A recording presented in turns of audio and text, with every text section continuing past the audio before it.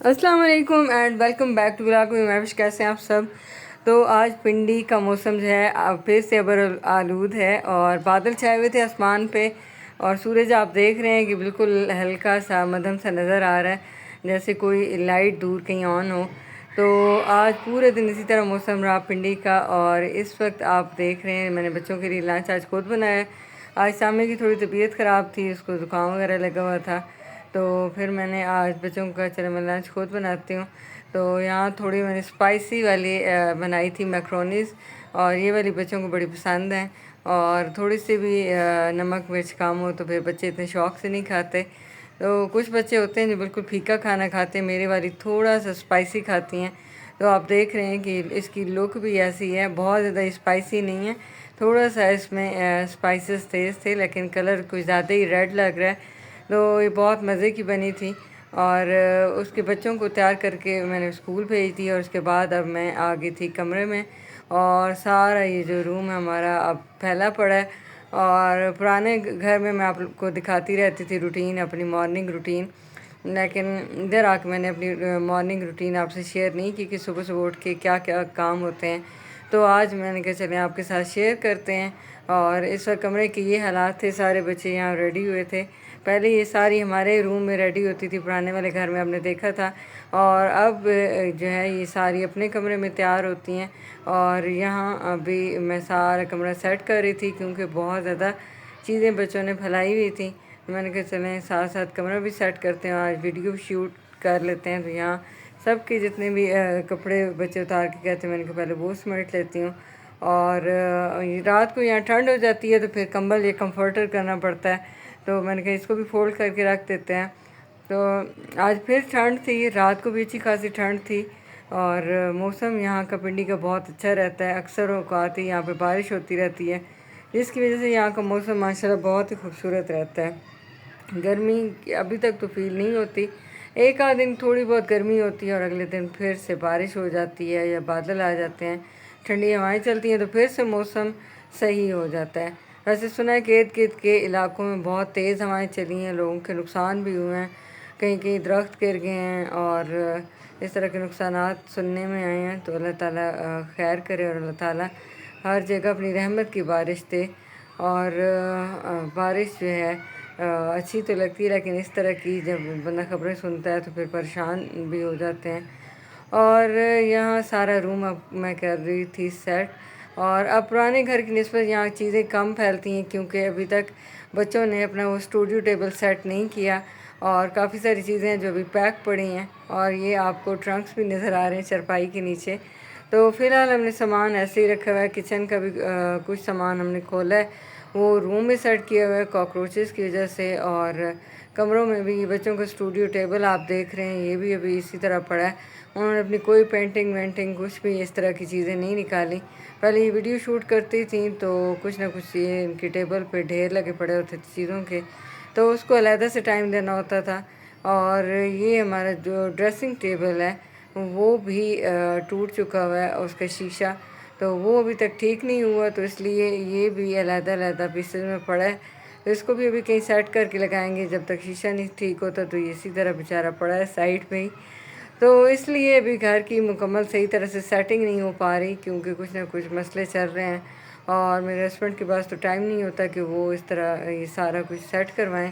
तो फ़िलहाल हमने जिस तरह पहले दिन आके सेटिंग की थी, सेटिंग उसी तरह ही है, कोई चेंज नहीं किया। रबिया रोज़ कहती है कि मम्मा घर की थोड़ी सेटिंग चेंज करते हैं। मैंने कहा अकेले तो मुझसे सेटिंग होनी नहीं है, और बाबा सिर्फ आपके संडे पे फ्री होते हैं, तो किस तरह घर की सेटिंग चेंज हो। तो इंशाल्लाह उनको टाइम जब भी मिलेगा तो फिर घर की थोड़ी बहुत सेटिंग भी चेंज करेंगे।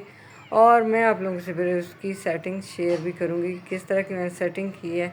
तो आप लोग भी अगर कोई एडवाइस करना चाहें तो मुझे कर सकते हैं कि मैं घर की सेटिंग किस तरह करूँ। तो चीज़ें तो यही हैं जो आपने देखी हुई हैं, बस इन्हीं कोई कुछ आगे पीछे करके तो घर की सेटिंग कर लेंगे। फ़िलहाल तो आपको पता है कि रेंट वाले घरों में इंसान अपना सारा फर्नीचर वगैरह भी नहीं सेट कर सकता। तो रेंट वाले घरों में यही होता है कि आप गुजारे करते हैं, जिस तरह की थोड़ी बहुत चीज़ें आपके पास होती हैं उनको एडजस्ट करके गुजारा करना पड़ता है। और इंशाल्लाह जब अपना मैं घर अच्छे से बनाऊंगी, सेट करूंगी, तो वो भी इंशाल्लाह आप लोगों से शेयर करूँगी। और गाँव जाऊँगी तो मैं वहाँ की भी वीडियो शूट करूँगी कि गाँव में हमारा घर किस तरह का है, तो वहाँ की आपके साथ ज़रूर शेयर करूँगी। तो हो सकता है कुर्बानी वाली ईद पे जाएँ तो फिर मैं वहाँ की वीडियोज़ आपके साथ शेयर करूँगी। गाँव में घर जो है बहुत खुले खुले होते हैं, इसलिए गांव के लोग जो हैं वो शहर में बहुत मुश्किल से एडजस्ट होते हैं। ख़ास तौर पे अगर कोई बुज़ुर्ग आ जाए तो उन्हें घर बहुत ही शहरों वाले तंग लगते हैं, और यहाँ तंग पड़ते हैं क्योंकि कोई रिलेटिव वगैरह होते नहीं हैं, तो एक आध दिन यहाँ रहते हैं, फिर तंग पड़ के वापस चले जाते हैं। तो मेरी अम्मी और अबू तो खैर कहीं भी नहीं जाते, कोई दुख सुख हो तो अम्मी बेटों के पास चली जाती हैं, वरना गाँव का घर माशाल्लाह अच्छा खासा खूबसूरत है, बड़ा है, और सारे रिलेटिव्स करीब करीब हैं, तो वो फिर रौनक लगी रहती, कभी कोई आ रहा है कभी जा रहे हैं कहीं। तो इस तरह फिर शहरों में तो ये वाला हिसाब नहीं होता, आपको एक या दो कमरों में ही बंद होकर रहना पड़ता है। तो खैर जी, हर किसी का अपना अपना होता है घर या माहौल, उसमें एडजस्ट हुए पड़े होते हैं हमारे बुज़ुर्ग।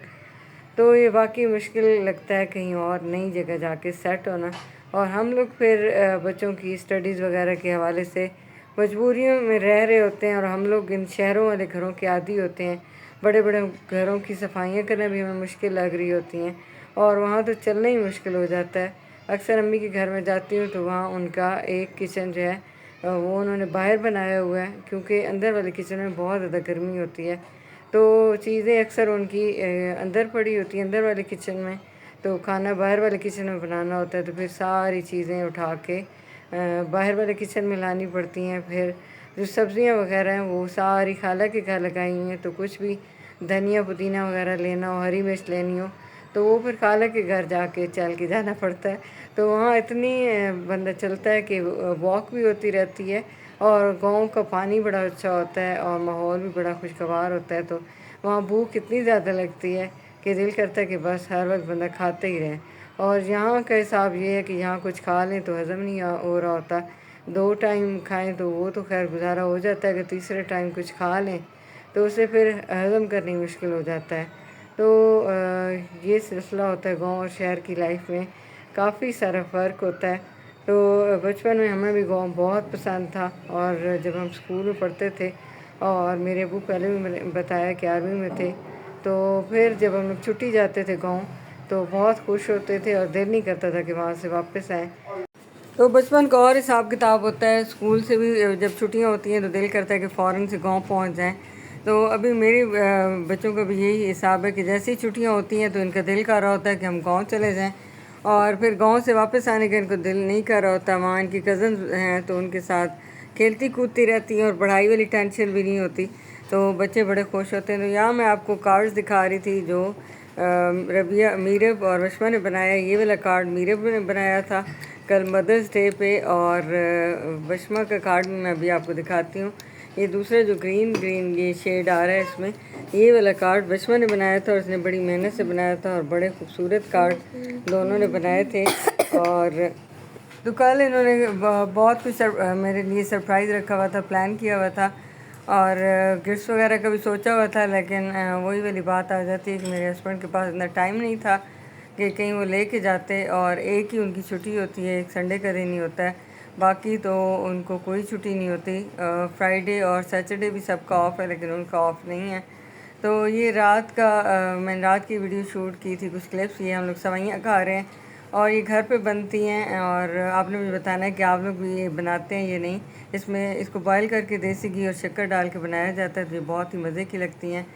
तो ये था आज का मेरा ब्लॉग। आई होप कि आप लोगों को पसंद आया होगा, और तो मिलेंगे कल किसी और वीडियो के साथ। तो मेरे चैनल को कर लीजिए सब्सक्राइब, ताकि आप तक अच्छी अच्छी वीडियोस पहुंचती रहें। तो मिलेंगे कल इंशाल्लाह नई वीडियो के साथ। अपना ख्याल रखिएगा, दुआ में याद रखिएगा। अल्लाह हाफ़िज़।